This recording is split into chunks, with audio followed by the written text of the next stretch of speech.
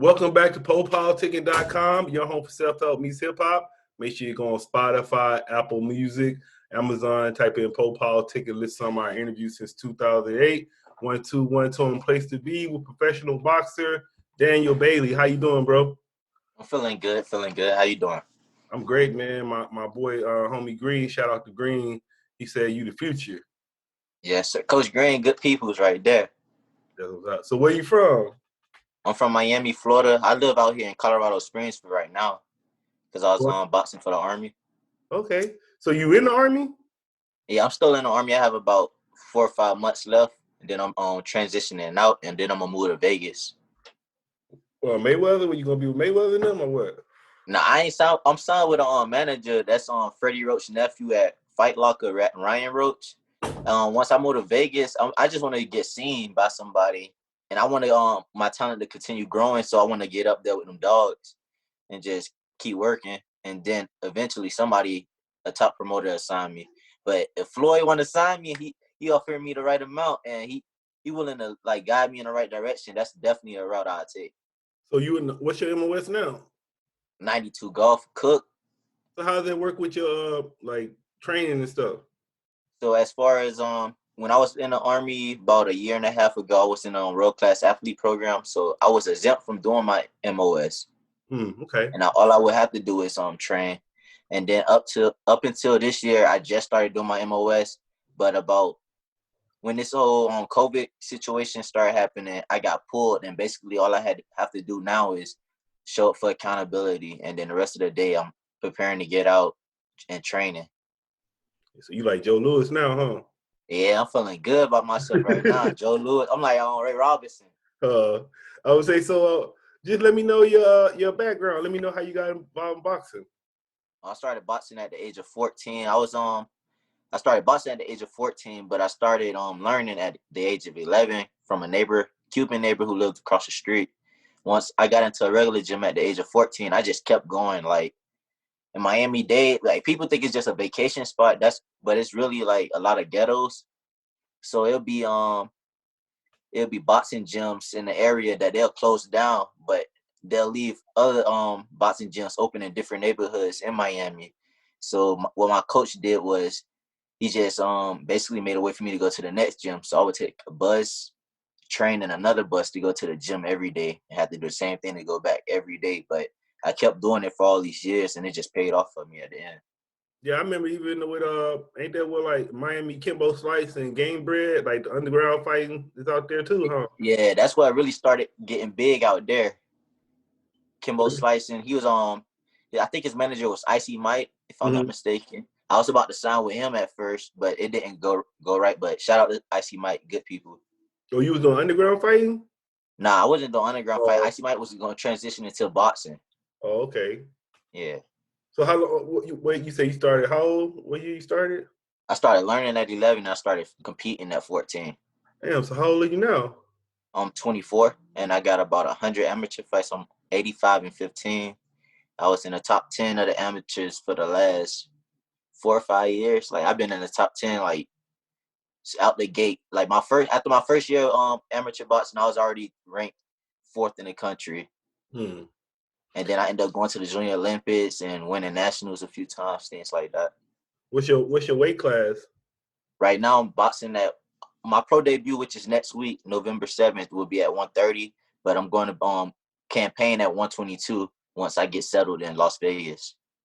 Okay, I would say what would you say like do you think how many amateur fights should somebody fight before they go pro?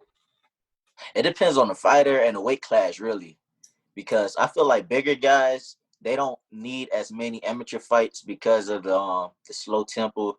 You know, like heavyweights, guys like that, those guys could get away with having 20, 30 amateur bouts, and they could be real productive in professional ranks. But as far as smaller guys, 140 and below, I feel like those guys need a little bit more amateur fights and a little bit more seasoning because it's not that much power. So you got to be fast and you got to be agile and elusive and things like that. You don't need that too much as a heavyweight because, like, for example, Seth Mitchell, who was like, I forgot, he started taking L's now, but he was about 16-0 at first coming out. He only had about 10 amateur bouts, and then Deontay Wilder, he had like what at most like 20, 30 amateur bouts, and made the Olympic team and won a bronze. So who's some of your who your top 5 boxers? Top 5 right now.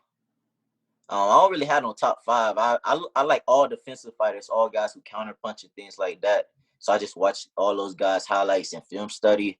My fighter right now that's fighting is Canelo Alvarez and Adrian Broner. I really like Adrian Broner, but he doing his thing right now. Man. That's my homie. On my I told you I play fight night. My fighter, Yeah. I'm putting on his robe. I put on goddamn. That's one of my. That's man. He posted something yesterday. He was like, him in heaven. Hey, you bad as hell. How long you been dead? And then God said, hey, you gotta go, bruh. Like he a funny guy. He real entertaining, and I really like him for his own charisma and things like that. And when he was blazing, he was really blazing. I feel like a lot of times they don't give him no credit, but that's a 4-time world champion. But we treat him like he didn't accomplish anything because of who we're comparing him to. Yeah, I think that like ever since that one fight, then they started like kind of playing him weak. Medina. The Madonna fight, but they don't understand. He fought at 147 once prior to that, and then fought one of the biggest punchers in that weight division, who was somebody who was on a rise again because Madonna had changed trainers and was actually living right. Then he fought Adrian Broner, who coming up. He got all the confidence on the side, but he coming up. They have to deal with no adversity like that. You feel me? Yeah, I'm saying you were saying defensive fighters. So what you think about my favorite defensive fighter is James Toney. Oh, that's one of my favorites. That's all-time favorites. James Toney is slick. He uses his body a little bit more than Floyd does in the shoulder roll. Like he staying there in the pocket more. He counter off a lot more too. Floyd uses his legs a lot more. That's the only difference is that James Toney gonna sit in the pocket with you right there and use angles, but Floyd can do the same thing, but he got his legs. So how would you describe your fighting style? I'm pretty much the same way as far as using my legs, but I feel like I use distance and timing is real good, and then I have real good reflexes. I like to use all defensive techniques though. Like recently, I was just learning how to do the former cross guard. Yeah, he was fucking. I was learning all that. I'm trying to get cold with everything.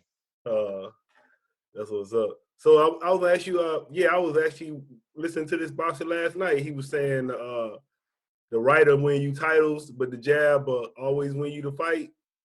Yeah. The jab. That's one way you could put it. I feel like the jab is the easiest punch to throw, and it's the easiest punch where you can control the whole bout because you could box, you could use a jab and counter every punch that's thrown at you. You could catch a right hand, jab back, left, and it's like it's not hard to use. A lot of fighters shy away from it because they don't feel like it's effective, but the smart fighters, they use their jab and they use it in many ways. Yeah, so describe an average day for you, like your training. Average day for me, I wake up in the morning, go for a run on Monday, Wednesday, Friday. I go for a run, or it's either I'm doing long distance or sprints. Come back home, hot Epsom salt bath. Then I'll chill out till I go to the boxing gym. After my boxing training, I'll do another Epsom salt bath and call it a day. Before, when I was part of the Army program, I was working out 4 times a day. And I feel like that was killing my body because I would do my 2 Army workouts. I'll have to wake up at 8 o'clock, go to strength and conditioning, come back at 3, do a boxing workout. Then I'll go to the gym again and do another boxing workout with a different trainer. And then I'll go to 24-hour fitness and do a run or something like that as far as cardio. And I did that ongoing for about 1.5 years. And I feel like that burnt my body out. So now I'm taking a different approach. I'm trying to save my body. So I'm only training once a day right now. But I'm still getting the same results and I'm feeling a lot better and I'm not having anything like that. Yeah, actually, I'm not running. I actually just talked to Austin Trout and Brandon White. Austin Trout was saying the same thing. He was saying, like, especially like younger boxers, they be wanting to go all out with the training, but you kind of got to pace yourself, especially you're going to stay at it for a while. Right. And I seen that the hard way because I was ranked like top 3-4 for like the first few years. I joined the elite division, and then towards the end when it was time to make the trials and stuff, it was like I lost a close decision. Bruce Currington, he made the Olympic team actually for my weight class. I lost a split decision to him, and then after that, it's kind of like my body kind of like went backwards on me. I was getting I had to use the tape on both legs. I was getting shin splints, elbows. Yeah, all falling apart. But after I didn't make the Olympic team, had to regroup and got my mind right, and now I'm ready to turn professional. I'm being smart about everything I do, taking a better approach. That's why I like that. I was telling you about that virtual game. I like it because they actually got a heavy bag on there. Cause I know, like, sometimes your damn wrist be hurting off that heavy bag. You using it all the time. Yeah, like a lot of people be burning out their hands and everything like this. It's crazy how much we beat up our body, and a lot of times we kind of like, wow, we'll be all right tomorrow. We'll ice it and be all right, but it adds up. Yeah, I was gonna say, I heard you say the Epsom salt baths. How you learn about those? So I learned about the Epsom salt baths. I don't even remember who told me that or put me on game, but thank you, because making weight is easy when you take a quick Epsom salt bath. Like, for example, I could wake up one day at 39, and then I take an Epsom salt bath, and I could lose like 3 pounds in 30 minutes. Damn. Yeah, about 3 pounds, and then and I go to the boxing gym, lose 3 more pounds. Then I come back and take another Epsom salt bath and lose 3 more pounds. What is it? The salt doing that? It's taking that water weight out you, but you keep the thing is nowadays a lot like sports science is starting to get so advanced that they telling us to drink more water, because back in the day a lot of guys wouldn't drink too much water and they'd dehydrate themselves, but now what we do is we drinking gallons of water, putting all this water in us, and then we eating less, but at the same time we staying hydrated, and that's where that stops the brain damage that we have a lot of fighters come across. So the Epsom salt, they just take the water out you that you've been drinking all day. So if you drinking a gallon of water by the time, and you weighing 140 pounds, by the end of the day you could be weighing anything from 135 to 132. Right? It's easy. It's starting to get like they really breaking it down if you like do your research and things like that. Because I see nowadays, like, I don't know, you remember last year, a lot of fighters, like, how many fighters lost their lives? Like 3 or 4 fighters. Yeah, I remember that. Yeah, like 3 or 4 fighters, they lost their lives, and I know a lot of it has to do with being dehydrated and not rehydrating properly. You be taking ice baths and shit? I be seeing that now. Hell nah. I don't mess with them. I don't mess with the cold from Miami. I hate being out here in Colorado, man. Oh yeah, it's cold out there right now. I saw that. Man, it started snowing on Monday, and then the sun was out Tuesday. I was like, this weather acting like a woman right now, flipping modes. They'll say, I'll ask you, are you trying to what's your plans right now? Like, are you trying to go to Olympics still, or are you finna go pro soon? So my plans right now, I'm ready to turn professional. My whole goal of joining the Army and boxing for the Army was just to gain as much experience as possible before turning professional. So I feel like you can't accomplish greatness until you be a pro. Because you see Vasali, he did all that in the amateurs, and he took that L in the pro, and it's like it don't matter what you did in the amateurs. You feel me? Oh yeah. Yeah. So with me, his shoulders messed up though. say it one more time. He's saying he had shoulder surgery. You talking about Lomachenko? Oh, that sounds right? like an excuse to me. Yeah, that's my whole thing. I don't like excuses. I just don't understand. Like, I don't know. I just be looking at it sometimes. Like, if it's a big fight like that, why would you go into the fight injured? Because you remember Manny Pacquiao tried to say that too with Floyd. So it's like, why? Yeah, and then Yeah, and then he got it's crazy. A couple guys start suing Manny Pacquiao for that comment. And he went back and said that and then they found a picture of him in some saltwater scuba diving, and he said the saltwater healed his shoulder or whatever. But they sued him for that because a lot of people put a lot of money on them guys fighting at that level. Yeah. So you doing that, you jeopardizing somebody else's money because these guys betting on you, but you're not even 100%. But you disclosing this information from the Nevada Commission. Yeah. So he got to be careful with that. I feel like that's an excuse. Like, don't cop out. Like, a younger fighter beat you that day, It was all about strategy. When you came on strong, but by then it was too late. The fight was too far off. I didn't think that score was that score though. I thought that score was off. I thought it was about 7-5. Yeah, I'm saying that shit was one of them scores was crazy. It was like That shit was 11-1. I'm saying, how do you think? I think like it's still like a lot of still like even back in the day, you know, you can go back old school. It's always been a lot of politics and shady business in boxing. So how you navigate around that? I think one reason is like that because they are. It's kind of like the people they get is always like you kind of like it's the poor. It's always like the people from the hood. So you kind of like take advantage of the fighters from the hood. It's kind of like just like college sports a little bit. I see it. I feel like I feel you on that because the best athletes are the ones that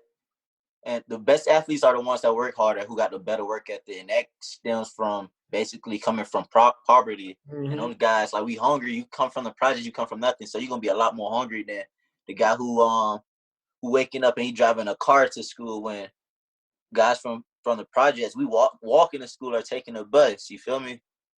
Yeah, I remember Pacquiao was saying he used to fight for rice.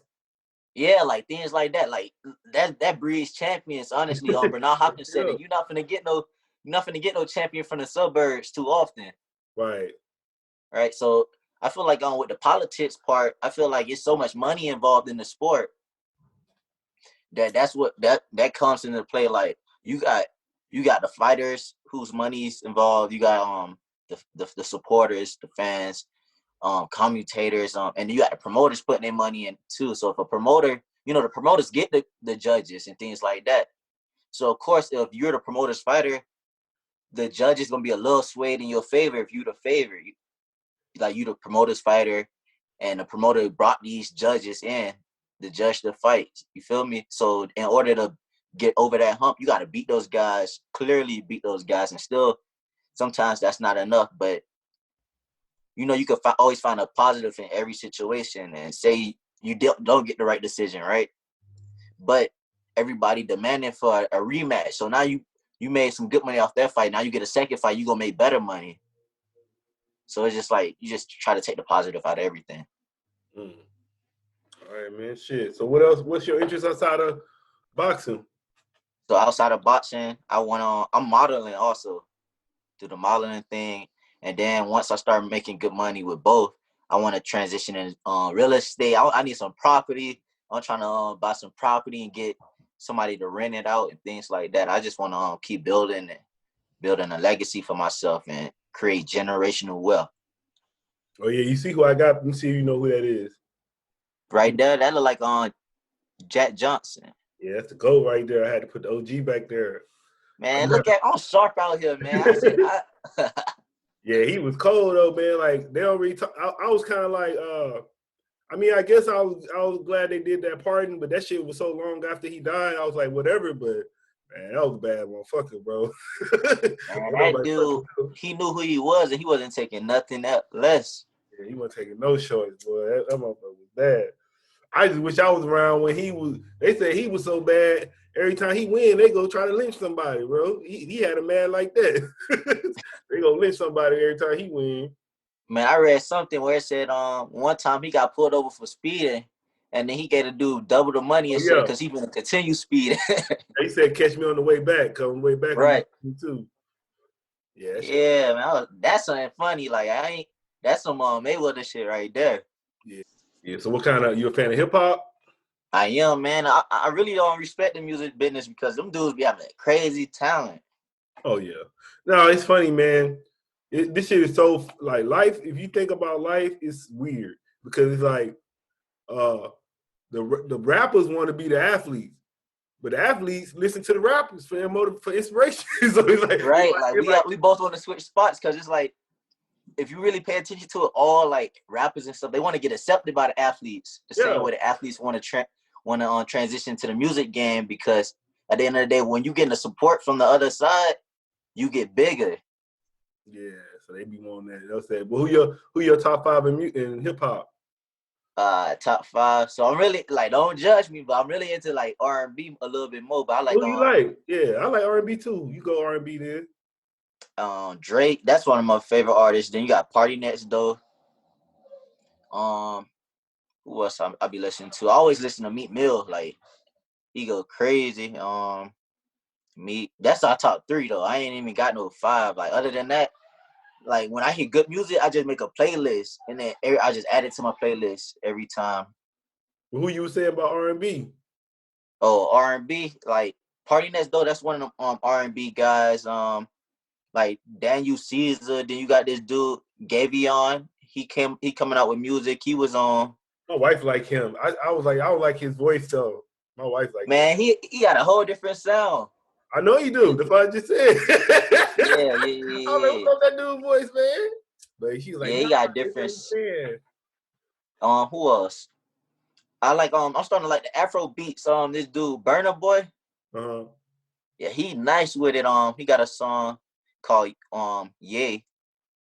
And he got music coming on. That it's going crazy. Like he got the Afro beats going crazy. Like, and then I listen to a lot of my boys from back home. I got a homeboy who make music named Mike Rosier. Mm-hmm.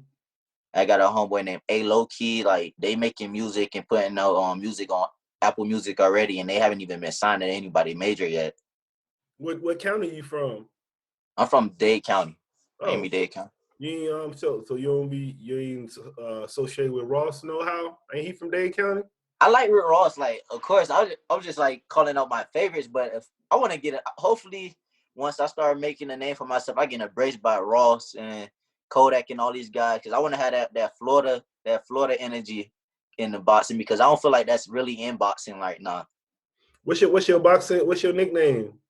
GDFE. That's my goal in boxing. I want to go down as the greatest defensive fighter ever. Okay.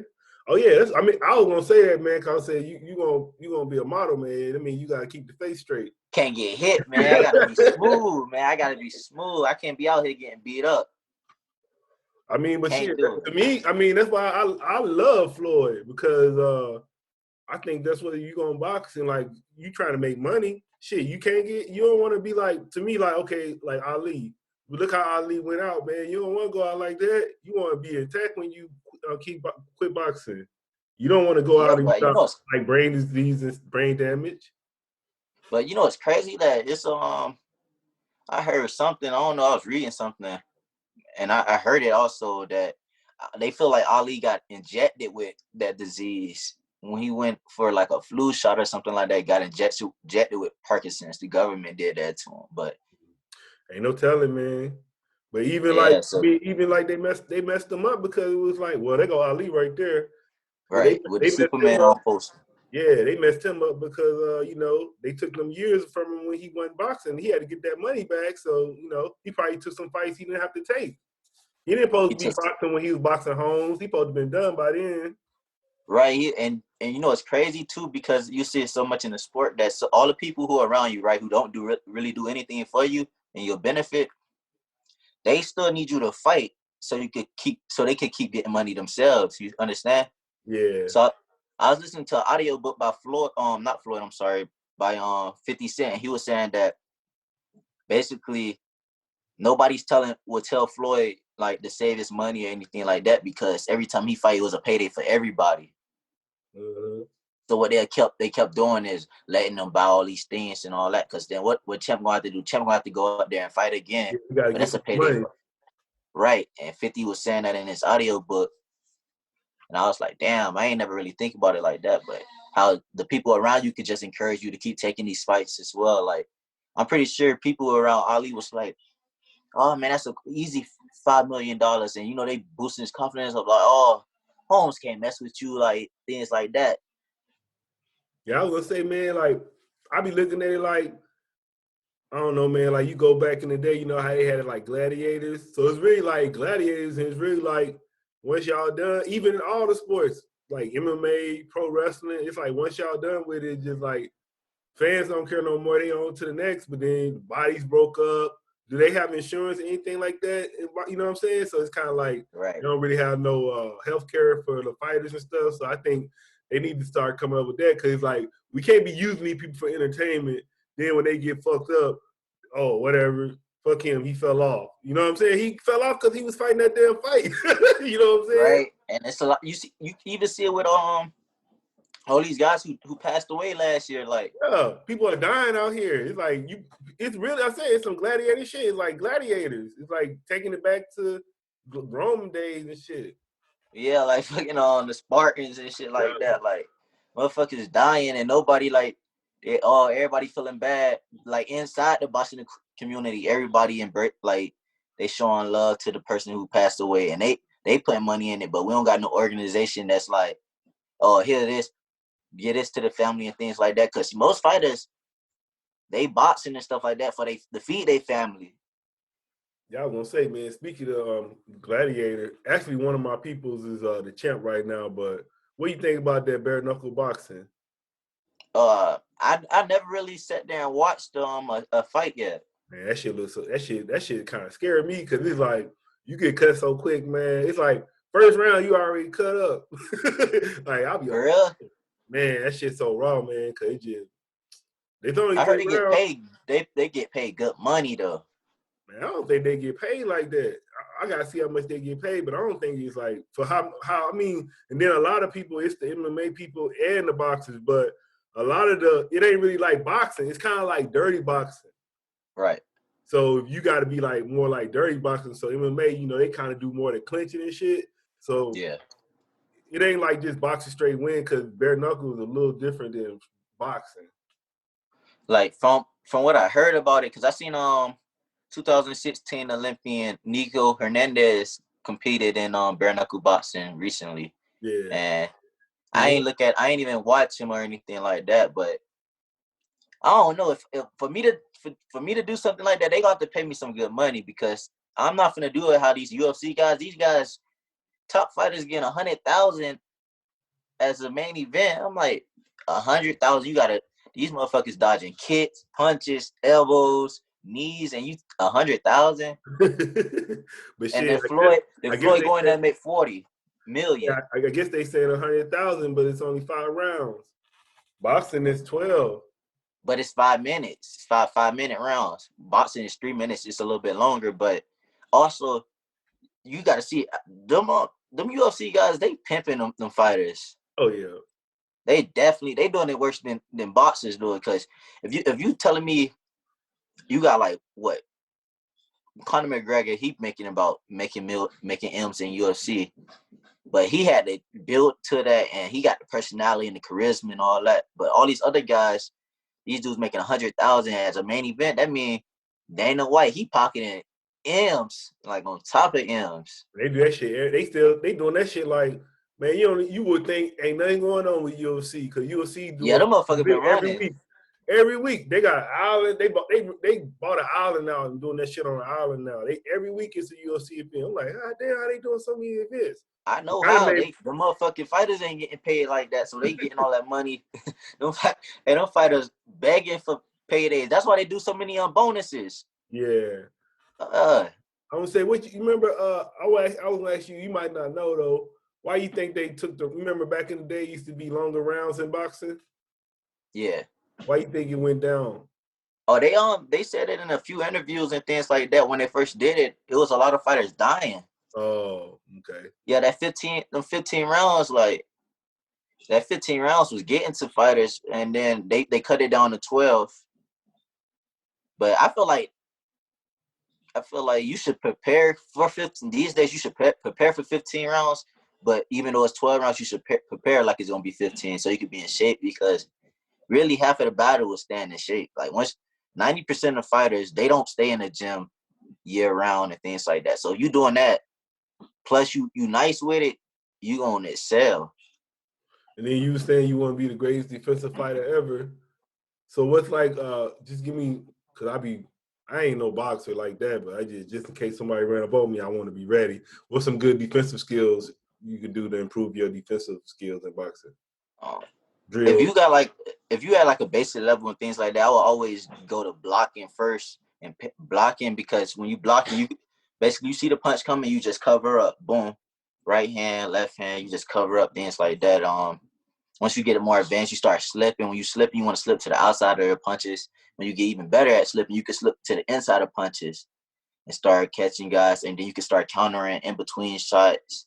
and things like that. But it's all about reputation. The more reps you put in, the better you're gonna get at it. More when I go in the gym, I have like rounds where I'm going defense. Like I got a guy throwing punches at me, and I throw only like the jab once in a while just to keep him at bay and keep that distance. But just keep practicing every day. Every single day, I'm working on that every day. Man, what's the difference between? It be kind of sound like the same to me. What's the difference between a slip and a weave? All right, so a weave is when you rolling under a punch. Oh, like you duck under. Oh, okay. Yeah, and it's more you can weave straight shots and hooks. You can't slip hooks though. You could roll with shots and things like that, but you basically slipping is really for when you want to counter. You want to get on right on the outside of a punch to counter back to the right with the right hand. If you want to if you slip in a jab side of the left side of a person's body, you could counter back with your right, and vice versa. If they throwing their own right, you could counter with your left. Then do you throw the right uppercut a lot? Only so when I be boxing southpaws, what I be doing is I go to they left hand, and then that opens them up. Like we both even at this point. But if they try to, if I counter them, I can counter to the right uppercut easily because they body right there because I'm walking towards it. Like it's like a mirror and I'm walking towards it like this. Mm. Yeah, it's a lot of techniques involved, but once you get it down and you get first you get the basics down, and then everything else is like it's like juice. It's easy, sweet. So your coaches right now are just the military coaches? Right now, I'm not. So even though I'm in the Army, I'm not in WCAP anymore. So I use I work with Coach Ramos. He's part of the Army team, but he just worked with me on the side basically.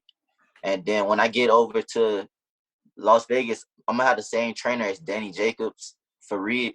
So he was in the Army as well. And he was actually on the 1996 team with Floyd. I'm sorry. Who was Danny Jacobs' trainer? For Fareed Salon, if I'm pronouncing his name right, he's Muslim. He just started working with Danny Jacobs like 2 or 3 fights back now, but he was on the same team as Floyd Mayweather. He was actually seen as the guy to be the best to make the best transition from amateur to pro on that team.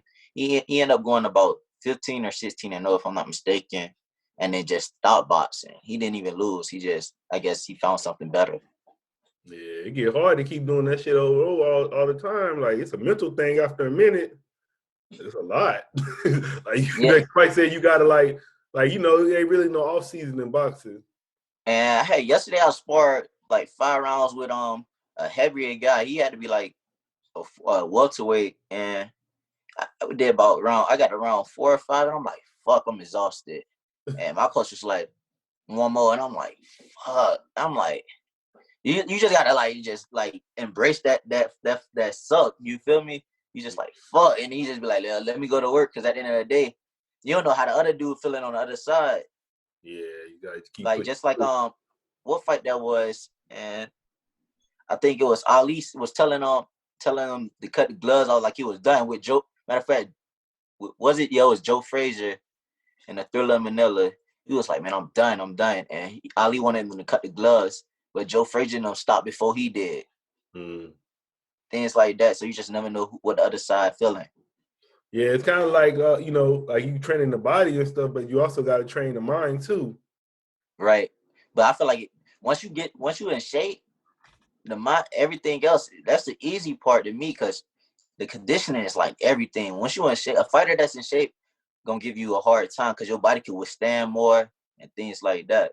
Yeah, because once you start getting tired, that's when the mind start getting tired. That's when you mind start like, oh, I'm tired. Shit, yeah. You like, man, you start breaking down. Even like you doing sprints or anything like that. Like when you on 1 and 2, you like, oh, this easy. Then you get to like 7 and 8, you like, man, how many more we got? Like, yeah. All right, man. I appreciate politicking with you.